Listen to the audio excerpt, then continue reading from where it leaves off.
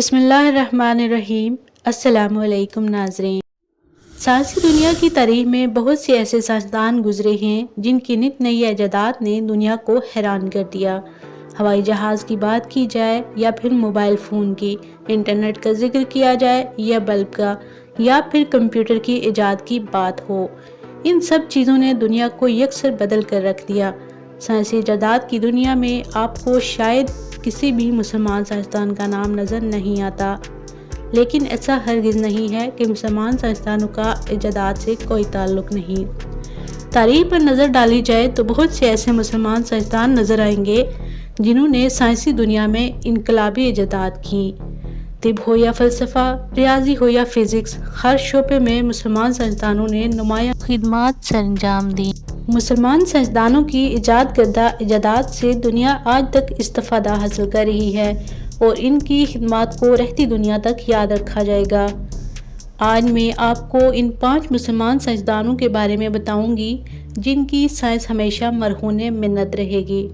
دلچسپ حقائق جاننے کے لیے اس ویڈیو کو آخر تک ضرور دیکھیے۔ عظیم سائنسدانوں کی فہرست میں 5ویں نمبر پر آتے ہیں محمد ابن موسیٰ الخوارزمی۔ آپ کا پورا نام عبداللہ بن محمد موسیٰ خوارزمی ہے۔ آپ خوارزم سے تعلق رکھتے تھے۔ کچھ مورخین نے ان کی پیدائش کا سن 780 لکھا ہے، تاہم آپ خلیفہ مامون کے زمانے سے تھے۔ آپ انتہائی غریب گھر سے تعلق رکھتے تھے۔ آپ کی ابتدائی تعلیم کے بارے میں تاریخ میں کچھ پتہ نہیں چلتا، لیکن آپ کو پڑھنے لکھنے سے بہت لگاؤ تھا۔ جہاں سے کوئی کتاب ملتی اسے حاصل کر لیتے اور پڑھنا ان کی عادت تھی۔ محمد ابن موسیٰ الخوارزمی علم کی تلاش میں بغداد آ گئے۔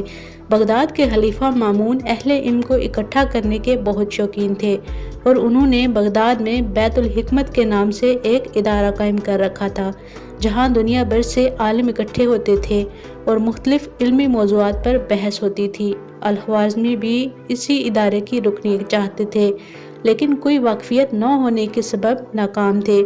بہت سوچنے کے بعد ان کو ایک خیال آیا۔ انہوں نے ایک مقالہ لکھا اور بیت الحکمت میں جمع کروا دیا۔ مقالہ جمع کرانے کا مقصد یہ تھا کہ وہاں کے اہل علم اسے ایک بار ضرور پڑھ لیں۔ اگلے دن بیت الحکمت میں اس مقالے کے حوالے سے ایک شور برپا تھا۔ فوری طور پر الخوارزمی کو طلب کیا گیا۔ 4-5 لوگوں نے ان کے ساتھ مقالے کے حوالے سے سوال و جواب کیے۔ محمد بن موسیٰ نے بہت خوبصورتی سے اپنے مقالے کا دفاع کیا۔ یہ دنیا کا پہلا مقالہ تھا جو کسی نے لکھا اور اس کا دفاع بھی کیا۔ آج دنیا میں پی ایچ ڈی کی ڈگری کا حصول اسی واقعے کا تسلسل ہے۔ محمد بن موسیٰ کو پی ایچ ڈی کی ڈگری تو نہیں ملی، مگر اس کے فوری بعد بیت الحکمت میں داخلہ مل گیا جو کہ وہ حاصل کرنا چاہتے تھے۔ ناظرین، الخوارزمی کی قائم کردہ روایت آج دنیا میں امر ہو چکی ہے۔ آج ہر شخص کو پی ایچ ڈی کی ڈگری کے حصول کے لیے مقالہ لکھنا اور پروفیسرز کے ایک بورڈ کے سامنے اس کا دفاع کرنا ضروری ہوتا ہے۔ اس ایک واقعے نے آپ کو عام سے خاص بنا دیا۔ خلیفہ مامون ہر وقت آپ کو ساتھ رکھتے تھے۔ خلیفہ کے کہنے پر آپ نے بہت سی یونانی کتابیں اکٹھی کی اور ان کا ترجمہ کیا۔ آپ ماہر فلکیات، تاریخ دان اور ریاضی دان تھے۔ ایک موقع پر خلیفہ مامون نے الخوارزمی سے فرمائش کی کہ وہ کتاب لکھیں۔ الخوارزمی کی لکھی گئی کتاب خلیفہ کو بہت پسند آئی اور انہوں نے الخوارزمی کو دل کھول کر انعامات سے نوازا۔ الخوارزمی کی لکھی ہوئی دوسری کتاب الجبر المقابلہ ایک بے مثال کتاب ہے۔ یہ الجبر کے لیے ایک بنیادی کتاب ہے۔ اسی کتاب کے حوالے سے دنیا الخوارزمی کو الجبر کا موجد تسلیم کرتی ہے۔ یورپ میں اس وقت تک رومن ہندسے استعمال ہوتے تھے۔ الخوارزمی نے 1 سے لے کر 9 تک ہندسوں کا استعمال کرنے کا رواج دیا، جس کو بعد میں یورپ نے بھی اپنایا۔ آپ نے بہت سی تصانیف تحریر کی۔ آپ کی وفات 850 عیسوی میں ہوئی۔ چوتھے نمبر پر ابن سینا ہیں۔ آپ کا پورا نام علی الحسین بن عبداللہ بن الحسن بن علی بن سینا تھا۔ آپ 980 عیسوی میں بخارا میں پیدا ہوئے۔ ابن سینا نے فلسفے کے میدان میں ارسطو کو بھی پیچھے چھوڑ دیا تھا۔ لاطینی محققین بھی البیرونی کے کام سے بہت متاثر تھے۔ 12ویں صدی میں ارسطو کی میٹا فزکس کے مطالعے کے دوران ہمیشہ ابن سینا کی میٹا فزکس کا مطالعہ کیا جاتا تھا۔ 1250 کے بعد اس کی قدر کم ہو گئی، لیکن اس کے باوجود اگلے کئی برسوں تک ارسطو کے فلسفے کو سمجھنے کے لیے ابن سینا کا حوالہ دیا جاتا رہا۔ ابن سینا کی طب میں بھی بہت سی خدمات ہیں۔ طب کے متعلق ابن سینا کی ایک کتاب وہ بھی ہے جو 14ویں صدی سے 1750 تک یورپ کے ہر میڈیکل کالج کے نصاب میں شامل تھی۔ طب کے حوالے سے ان کی اہم کتاب القانون فی طب ہے، جو کہ انسانیت کی ایک بہت بڑی خدمت تھی۔ اس کتاب کو مغرب میں کینن کے نام سے یاد کیا جاتا ہے۔ القانون فی طب ایک مکمل انسائکلوپیڈیا ہے۔ اس کتاب میں 760 سے زائد ادویات کا ذکر موجود ہے، جبکہ اس کے علاوہ اس کی گائنوکالوجسٹ اور انیٹمی میں بھی بہت سی خدمات ہیں۔ فزکس میں بھی انہوں نے قابل ذکر خدمات سر انجام دی۔ ابن سینا کی خدمات سائنسی دنیا میں ہمیشہ یاد رکھی جائیں گی۔ ان کی وفات 1037 عیسوی میں ہوئی۔ فہرست میں تیسرے نمبر پر آتے ہیں ابن الہیثم۔ ابن الہیثم کا پورا نام ابو علی الحسن بن الہیثم تھا۔ آپ 965 عیسوی میں عراق کے تاریخی شہر بصرہ میں پیدا ہوئے۔ آپ طبیعیات، ریاضی، فلکیات اور علم الادویات کے مایہ ناز محقق تھے۔ ان کی وجہ شہرت آنکھوں اور روشنی کے متعلق تحقیقات ہیں۔ 996 میں آپ فاطمی خلافت سے منسلک ہو گئے۔ ابن الہیثم نے دریائے نیل پر اسوان کے قریب 3 طرف بند باندھ کر پانی کا ذخیرہ کرنے کی تجویز پیش کی۔ اخبار الحکمہ میں ابن الہیثم کے یہ الفاظ نقل کیے گئے ہیں: اگر میں مصر میں ہوتا تو نیل کے پانی کے ساتھ وہ عمل کرتا کہ اس کی زیادہ اور کم ہونے کی تمام صورتوں میں فائدہ ہی ہوتا۔ آج اس جگہ پر مصر کا سب سے بڑا ڈیم یعنی اسوان ڈیم قائم ہے، جبکہ کیمرے کی ایجاد کے پیچھے بھی ابن الہیثم کے نظریے اور تجربات کا عمل دخل ہے۔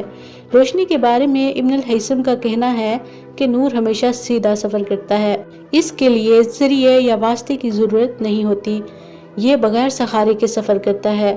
روشنی ہی کے سلسلے میں ابن الہیثم نے ایک اور تجربہ کیا اور کہا کہ اگر کسی تاریک کمرے میں دیوار کے اوپر والے حصے سے ایک باریک سوراخ کے ذریعے سورج کی روشنی گزاری جائے تو اس کے بالمقابل اگر پردہ لگا دیا جائے تو اس پر جن اشیاء کا عکس پڑے گا وہ الٹا ہوگا۔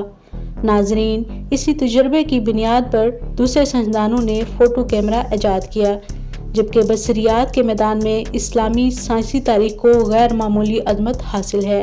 ابن الہیثم نے تاریخ میں پہلی مرتبہ میگنیفائڈ پاور کو دریافت کیا اور اس تحقیق نے میگنیفائڈ لینس کے نظریے کو انسان کے قریب تر کر دیا۔ ابن الہیثم نے کتاب المناظر، اکمال المخارط اور علامود سمیت تقریباً 237 تصانیف لکھیں۔ آپ کا انتقال 1040 میں ہوا۔ ان مسلمان سائنسدانوں کی فہرست میں دوسرے نمبر پر آتے ہیں جابر بن حیان۔ آپ کو دنیا کیمیا کے بانی کے طور پر بھی جانتی ہے۔ آپ 721 عیسوی کو خراساں میں پیدا ہوئے۔ بہت چھوٹی عمر میں آپ کے سر سے باپ کا سایہ اٹھ گیا۔ ان کی ماں نے ان کی پرورش کی اور تعلیم و تربیت کی۔ جابر بن حیان پیشے کے اعتبار سے ایک حکیم تھے۔ جوان ہونے کے بعد انہوں نے کوفہ میں رہائش اختیار کی۔ آپ نے امام جعفر صادق رضی اللہ کی شاگردی اختیار کی، جن کے مدرسے میں مذہب کے ساتھ ساتھ منطق، حکمت اور کیمیا جیسے مضامین پڑھائے جاتے تھے۔ اس وقت کی رائج یونانی تعلیمات نے ان پر گہرے اثرات مرتب کیے۔ جابر بن حیان کی کیمیا میں گہری دلچسپی تھی۔ وہ ہر وقت کسی نہ کسی سوچ اور تجربے کی کوشش میں رہتے۔ ان کا گھر ایک تجربہ گاہ کی حیثیت رکھتا تھا۔ انہوں نے متعدد ایجادات کی جن سے دنیا آج تک مستفید ہو رہی ہے۔ انہوں نے قرانبیک نامی ایک آلہ ایجاد کیا جس کے 2 حصے تھے۔ ایک حصے میں کیمیا مادوں کو پکایا جاتا اور مرکب سے اٹھنے والی بخارات کو نالی کے ذریعے آلے کی دوسرے حصے میں پہنچا کر ٹھنڈا کر لیا جاتا۔ یوں وہ بخارات دوبارہ مائع حالت اختیار کر لیتے۔ کشیدگی کا یہ عمل کرنے کے لیے آج بھی اس قسم کا آلہ استعمال کیا جاتا ہے جسے ریٹارڈ کہتے ہیں۔ جابر بن حیان نے دھات کو کشتہ بنانے کے عمل میں اصلاحات کی۔ عمل کشید اور تقطیر کا طریقہ بھی جابر بن حیان کی ایجاد ہے۔ انہوں نے کلماؤ یعنی کرسٹلائزیشن کا طریقہ اور 3 قسم کے نمکیات بھی دریافت کی۔ جابر بن حیان کی کیمیا کی کتابوں میں بہت سی اشیاء بنانے کے طریقے درج ہیں۔ انہوں نے کئی اشیاء کے سلفائڈ بنانے کے بھی طریقے بتائے۔ شورے اور گندھک کے تیزاب کی ایجاد بھی جابر بن حیان نے کی، جو کہ موجودہ دور میں بھی نہایت اہمیت کی حامل ہے اور سنسنی خیز ہے۔ جابر بن حیان نے بہت سی تصانیف تحریر کی۔ کتاب الملک، کتاب الرحمہ، کتاب الموازین الصغیر ان کی مشہور تصانیف ہیں۔ جابر بن حیان کا انتقال 806 عیسوی کو دمشق میں ہوا۔ دنیا کے 5 عظیم مسلمان سائنسدانوں کی فہرست میں پہلے نمبر پر آتے ہیں ابو ریحان البیرونی۔ ابو ریحان البیرونی ایک فارسی عالم تھے۔ آپ فزکس، ریاضی، علم الفلکیات اور تاریخ پر عبور رکھتے تھے۔ آپ 973 عیسوی میں خوارزم کی افریقی سلطنت کے دارالحکومت قات کے بیرونی نامی ضلع میں پیدا ہوئے۔ یہ ضلع ازبکستان میں ہے۔ آپ نے زندگی کے 25 سال خوارزم میں ہی گزارے، جہاں آپ نے فقہ یعنی فقہ، گرامر، ریاضی، فلکیات، طب اور فلسفہ کی تعلیم حاصل کی اور سائنسی علوم میں بھی عبور حاصل کیا۔ البیرونی کی زندگی دلچسپ حقائق سے بھری پڑی ہے۔ البیرونی کی عظیم سائنسدان بننے کا سفر 22 برس کی عمر میں شروع ہوا۔ البیرونی نے 3 سال خوارزم کے شہر بخارا میں گزارے۔ مشہور سائنسدان ابن سینا سے ان کی ملاقات بخارا میں ہی ہوئی۔ ابن سینا سے ملاقات میں البیرونی نے 18 سوالات کیے۔ ان میں سے 10 ارسطو کی کتاب اسماء العالم کے ترجمے کے بارے میں تھے، جبکہ دیگر 8 قدرتی فلسفے سے متعلق تھے۔ ابن سینا کے جوابات دینے پر البیرونی نے مزید 15 سوالات کیے۔ ان سوالات کے جوابات ابن سینا کے ایک ذہین طالب علم نے دینے کی کوشش کی، لیکن ابن سینا اور ان کے شاگرد البیرونی کو مطمئن نہ کر سکے۔ البیرونی ایک کامیاب سیاستدان بھی تھے۔ حکومت کے انتہائی قریب ہونے کے باعث البیرونی نے متعدد سفارتی دوروں پر حکومت کی نمائندگی بھی کی۔ 1017 سے 1030 کے درمیان محمود غزنوی کے دور حکومت میں البیرونی کے کردار کے بارے میں ابہام پایا جاتا ہے۔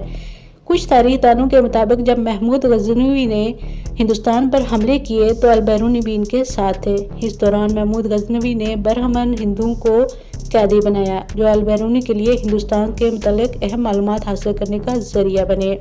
اگر سائنس کی بات کی جائے تو البیرونی نے جدید ٹریگنومیٹری کے مسائل کے بارے میں بھی بتایا۔ روشنی آواز کی رفتار سے زیادہ تیزی سے سفر کرتی ہے، یہ تھیوری بھی البیرونی نے ہی دی۔ انہوں نے لانگیٹیوڈ اور لیٹیٹیوڈ کے بارے میں بھی بتایا۔ زمین کے ساقط ہونے یا گھومنے کے بارے میں بھی البیرونی نے دنیا کو بتایا کہ یہ زمین ساقط نہیں بلکہ اپنے ایکسس کے گرد گھومتی ہے۔ انہوں نے متعدد کتابیں لکھی۔ تحقیق الہند، کتاب الجواہر اور قانون المسودی انہی کی تصانیف ہیں۔ البیرونی کی وفات کے بارے میں تاریخ میں خاص معلومات نہیں ملتی۔ ناظرین، یہ تھی ان چند مسلمان سائنسدانوں کی کاوشیں جنہوں نے سائنسی دنیا میں گہرے نقوش چھوڑے۔ اگر آپ مزید معلوماتی ویڈیو دیکھنا چاہتے ہیں تو اس چینل اسلامک گیلری کو سبسکرائب کر لیجئے۔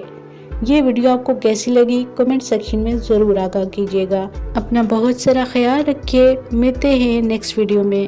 اللہ نگہبان۔